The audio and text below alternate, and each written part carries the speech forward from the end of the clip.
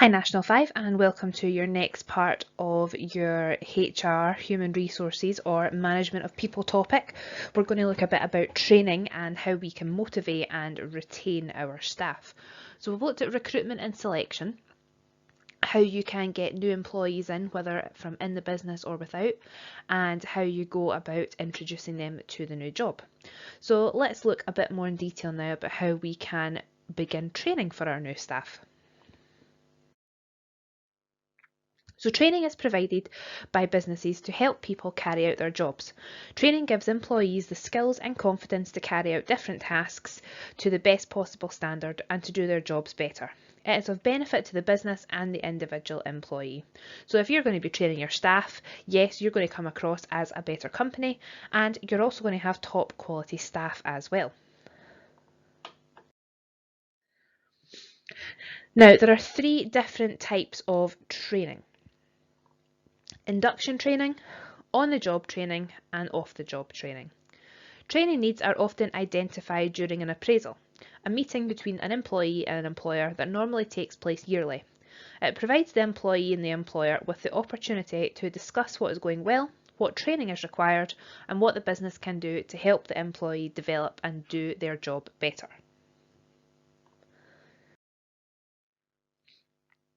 So, induction training.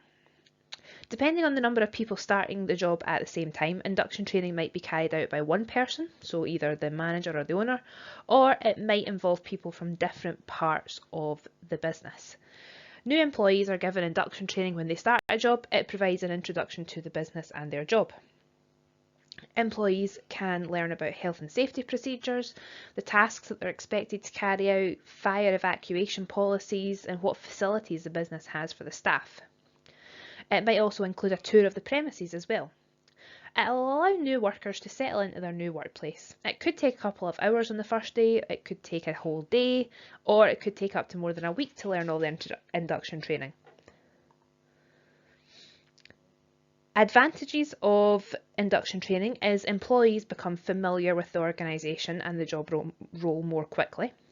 It allows the employee to feel part of the business from day one, and it shows the employee that the business is interested in the new employee. Could be overwhelming for the new employee as a disadvantage, however, though, and it's quite time consuming for both the new employee and the person carrying out the induction training. Next up, we have on-the-job training. So this is when training takes place within the business that the person works for. So you'll actually do your training on site on your workplace. A more experienced employee or a peer might show them somehow to carry out a task, or the manager might give a presentation to a group of staff on a specific topic or a specific task that they will need to be doing throughout their time there. Advantages is it's less expensive than off-the-job training, and we'll look at that next. It creates a good working relationship between the employee and the employer because you're doing some training together straight away. Training is tailored to the business's objectives and needs. Disadvantages, however, the employee is still expected to carry out their normal duties, and so it means if you're needing to do your training and do your normal job on top of it, you could be rushing about, you could be late finishing your work that night if you've had to do training throughout the day. And the quality of training might not be as high as the off-the-job training as well. So let's have a look now at what off-the-job training is. Off-the-job training is when training takes place outside the business that the person works for. So you might go off to somewhere else. It might be provided by a local college or a specialist training company. Off-the-job training might last for a few hours or a few years if the person's undertaking a qualification part-time at college. So that's what a lot of modern apprenticeships is. When you get a job within a company, they will actually send you off to college or university a day or so a week, and whilst you're working, say Monday to Thursday, on the Friday you're going off and training and doing work at university or college. So by the end of a couple of years within that job, not only will you have been earning money the whole time you're there, you'll also end up with a degree as well. So if you can, it's highly recommended that you can go for something like that. Your advantages are that you're going to get qualifications. The training is going to be provided by experienced trainers who know exactly what they're talking about. and it will often provide an opportunity to network, so talking to other people from other organisations. Disadvantages, however, no work is done when the people are away undertaking the training, so you are losing a day from your work. It can be quite expensive for businesses to send their employees off, and some off-the-job training can take a long time, for example, if you're working towards a degree, so it can take a few years to do. Whether it is on or off, training helps to improve the worker's performance, which should mean that there's fewer errors, you'll have a better quality product, there'll be less waste and fewer accidents. However, it's not risk-free. Some staff may be unwilling to undertake the training, or once they're trained they end up leaving you for better paid jobs. Now, motivating and retaining your staff. Employees are an important resource for every business. Without them, the business would not be able, be able to operate, to meet their objectives and to satisfy customer needs. Motivation of employees is important because it encourages them to work harder. Now, motivating your staff should minimise your staff turnover, so should minimise the amount of times you need to hire new staff members.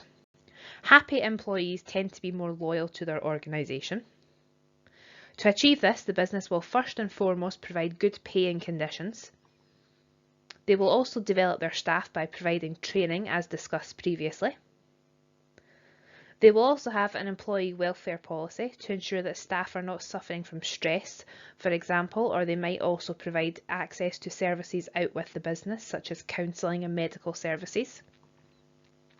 Additionally, they will have a robust grievance and disciplinary policies in place, so employees know that they can take action if they are unhappy about management's decisions, as well as what will happen if they break the organisation's rules. So, motivating and retaining your staff. Businesses can motivate staff by using financial and non-financial incentives. Your financial incentives is using money to motivate people, whereas your non-financial methods is using methods other than money to motivate people. Having a workforce that is motivated, so wanting to work hard, has its benefits. So like we just mentioned, your staff turnover is lower, the quality of your product should be higher, better customer service is provided, and the reputation of the business is improved. So your financial incentives. People expect to be paid fairly for the work they carry out. Different payment systems can be used by a business depending on the activities it carries out. So you could receive a salary, so that's a paid amount for the year split into 12 monthly payments. You could be paid by time rate, so an hourly rate, for example, you're paid £10 an hour for however many hours you work. You can get paid for overtime, so that's a bit of a higher rate of pay for working outside your contracted hours. So working 9 till 5, for example, you might get your time rate at £10 an hour. If you stay on till 7 o'clock at night, you might get an extra £12 an hour. Your piece rate is if you're paid for each piece of production. So this can be, for example, if you think back to our operations topic and job production. So when you're doing a specific task, a lot of the time unique products, one-off things are being made. So off the top of my head, for an example, a wedding dressmaker, they're going to design and make a dress. They're only going to get paid for the dress, so the piece of production. It's not for every single hour that they've worked. They'll work out a whole price at the end. Or factory workers, depend on how many products they make that day, is how much they'll get paid. You can be paid bonuses, so an additional payment for meeting a set target. You've targeted yourself 100 items to create, you've made 150, your boss will give you a wee bit extra money for that. Or you could get paid and work on commission. So that's a percentage of the sale paid to staff. Now, a lot of salespeople and, say, car salesmen, they work for commission. So depending on how many cars they sell, they will get commission on them. They'll get a bit of money on each sale that they've made. And if they sell a more expensive car, they will get a bit more commission. Non-financial incentives. So we've already explored 2 non-financial incentives businesses can use to motivate their staff, and that's training, and I've mentioned it already, as appraisals. An appraisal is your meeting that you have once a year with you and your boss and discuss any sort of training needs, etc., what things are going well for you. Other non-financial incentives can include offering flexible working practices. Now, flexible working practices are allowing your employees to work different hours apart from just your regular full-time 9 till 5. You could have job shares, so 2 or more people share the same full-time job, but it allows both of them to work part-time. You could have your workers work flexi time. This allows the employees to work during the day or week when it best suits their home life needs. They would still be expected to work a certain number of hours and when to be at work, but when they kind of start and finish is up to them. They might telework, so allowing people to work away from the office while they're travelling, or home working, allowing people to work from home. But both these rely heavily on technology to communicate with the business.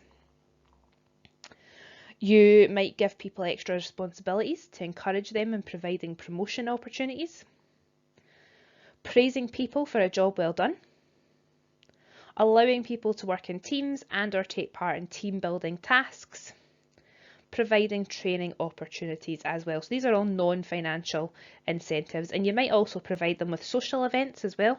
So pay for their Christmas night out at Christmas time, give them a kind of summer barbecue or something like that.